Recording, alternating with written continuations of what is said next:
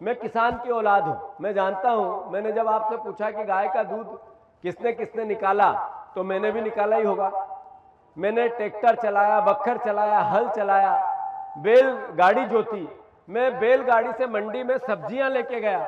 मैंने पूरी जिंदगी रात में खेत में सिंचाई कैसे होती है उसकी भी मुझे भावना है। जब हमारा मोटर चल रही है, पानी का सीमित समय है, लाइन टाइम पे आती है और इस बीच में हमारे जम्फर उड़ गए ऊपर, स्टार कटआउट में से फीस उड़ गए, वो फीस भी बांधे मैंने डिप्पी के, ट्रांसफार्मर के। मैंने स्टार्टर क्या होता है, स्टार्टर का झूला क्या होती है, केबल क्या होता है, केबल और मोटर ट्यूबवेल में उतारना क्या होता है, और फिर जल जाए तो उसको निकालना क्या होता है, ये सब यातना है या ये सब काम को मैंने किया है।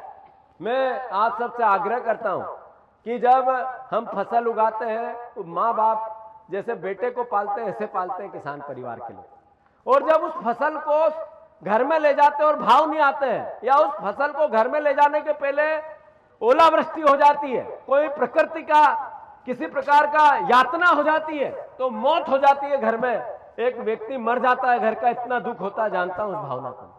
जब किसान कर्ज में होता है और 10 तरीके के कर्जे हो जाते हैं और फिर 1 बीघे जमीन बेच के मैं कर्जा दे दूं, जब वो परिस्थिति निर्मित होती है तो कितना घर में दुख होता है, वो भाव भी मुझे पता है।